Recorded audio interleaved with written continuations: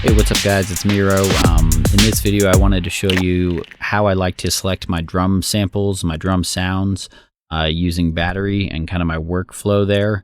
So this question came from Hannah, so shout out to Hannah.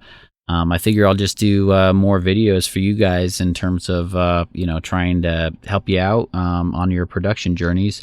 And so if you have any questions or have any topics that you'd like me to cover in future videos, just mention them in the comments below, or feel free to direct message me, and I'll happily help and put something together for you. So let me know if you got any questions, and let's dive right in.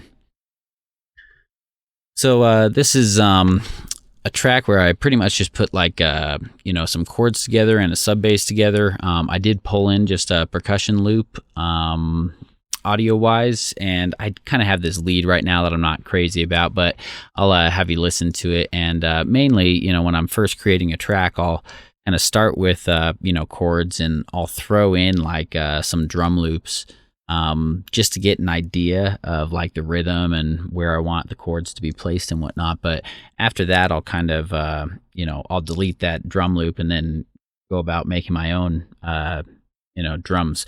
So ultimately, this is with the drum loop, and I'll probably go for something similar once I start making it, but check it out.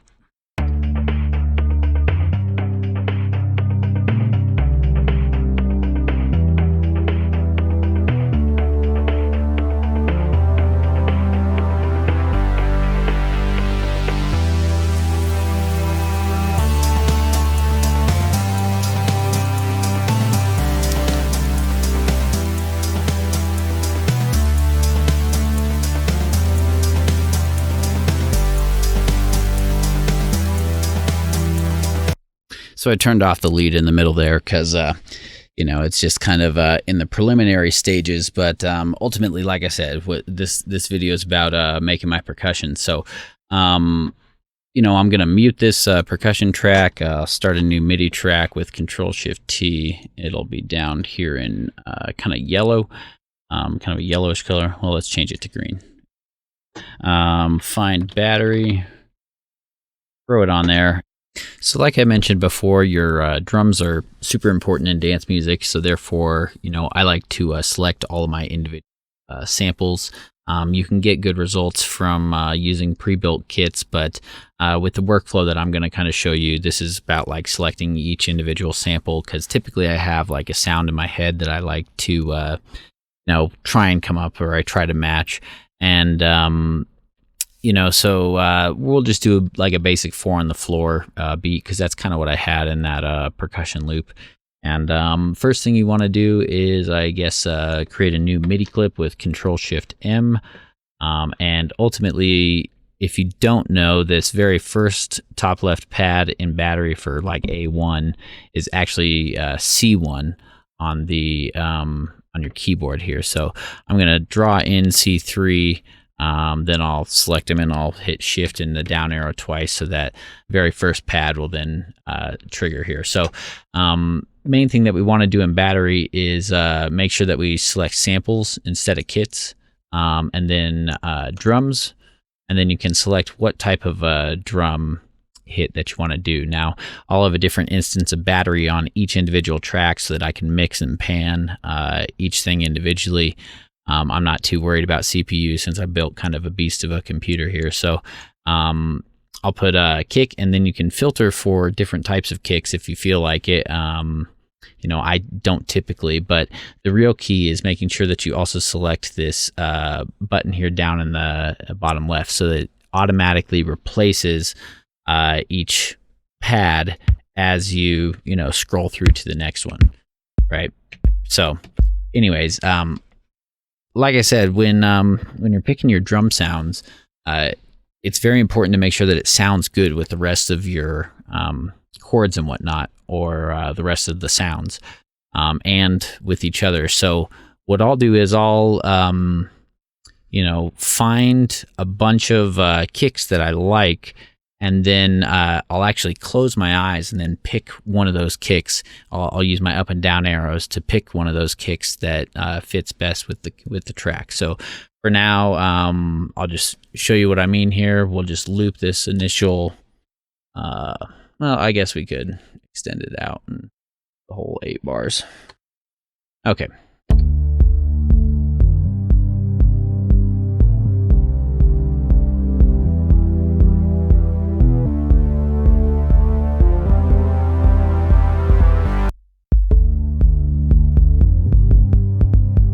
So I kind of liked that first one, the 808.3. So now instead of messing with the MIDI note at all, I'll just drag it over to my next pad, and while I'm still selected on A1, then I'll click on another one, and I'll just flick through. I don't like that click a little better there versus the first one. So what I did there was I hit Control as I was dragging, then I go back to here, and because that bottom left, kind of replace button is still triggered, whenever I click another one, it will replace that first one. So by the 909 sounds, like that one too, 909.4. Like I said, I hit Control and drag. You could also just drag it over and then click back on the A1 pad. But so that's I could come up. Let's try and find a more interesting kick here.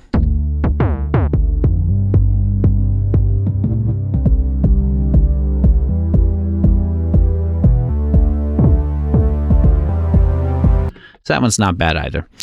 So let's say, typically I'll do this where I'll actually select like 12 different samples per instrument. And so let's just say I'm just selecting these 4. And then what I'll do is I'll select the individual notes here in the MIDI clip. And because, this is essentially going up in semitones all the way up to the next octave, since there's 12 pads, so this is C1, this is C2, C3, and then C4 here. So since we're on C1, I'll essentially, close my eyes. Like I said, I'll select all the notes and then listen to it and push the up and down arrows until I find what fits best with the song. So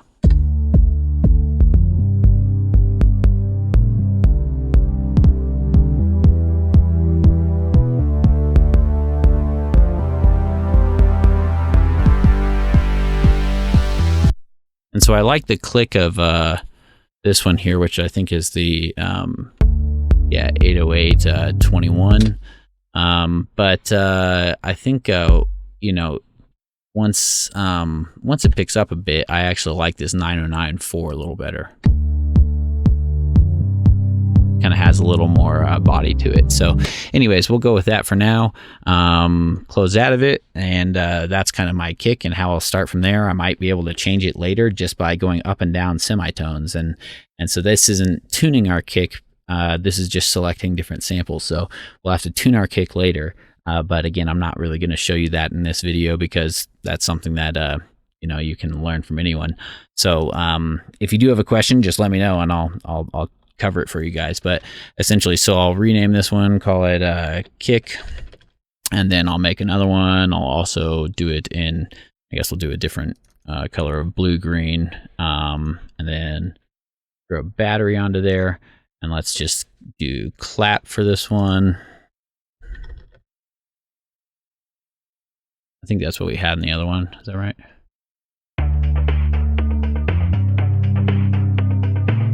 Kind of a clap snare, as well as like some bongos or something going on. So anyways, we'll just call it a clap on this one. And like I said, same thing as before, create a new MIDI clip, and then claps hit on 2 and 4.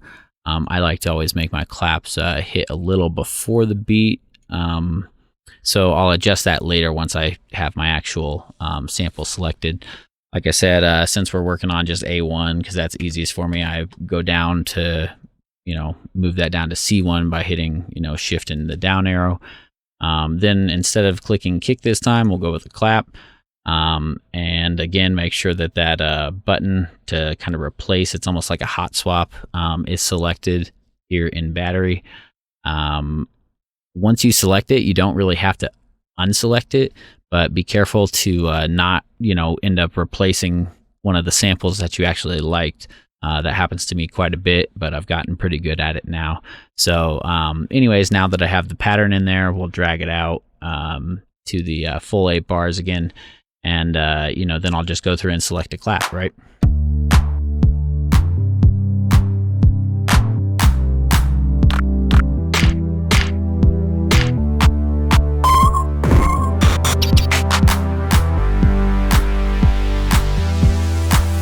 It's not bad. Like I said, hit control. Not great. Obviously needs reverb.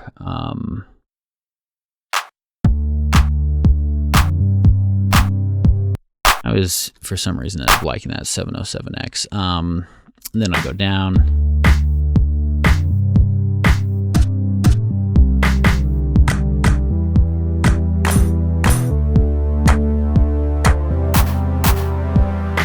I kind of like this one. Kind of has like a grungy feel to it, so I'll drag that one over too.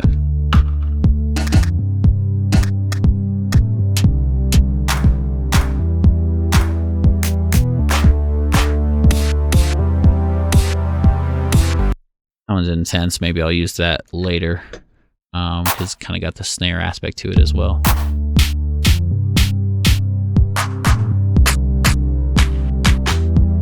Anyways, so that's probably enough.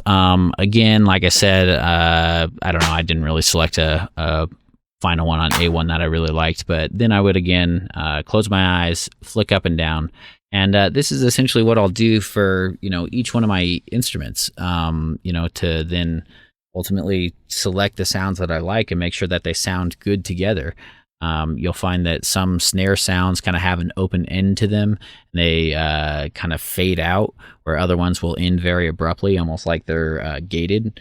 And so, like I said, I typically have like an idea just from listening to other music, what type of sound I want in my head before I get started. And like I said, that's when sometimes I'll rely on percussion loops to at least give me some ideas of what sounds good with the chord progression that I started with. But the majority of the time I use that chord progression just to keep time instead of using the metronome that I kind of hate. So like I said, then I have much more control of each of my sounds within there. If you haven't explored Battery, definitely do. There's plenty of effects you can work with within there. But typically I like to do stuff more so just getting the sample from Battery itself. And so that's how I'll select my MIDI notes. And then you can obviously, duplicate pads, pitch shift them slightly so that, each clap doesn't sound quite the same, and have them alternate back and forth. So, that's something that I'll do as well. But that's my main workflow is, I'll kind of draw in the MIDI notes and then select a bunch of samples that I like. And then just flick up and down through the MIDI notes to, figure out which clap or kick sounds best with, my track. So give it a try. Let me know if you have any questions. Let me know what you think and if it's useful for you. And like I said, I'm always happy to put more videos together on topics that you are potentially struggling with or need help with. So feel free to reach out anytime, and thanks for watching. If you like this video, give me a like and a follow, and happy music making.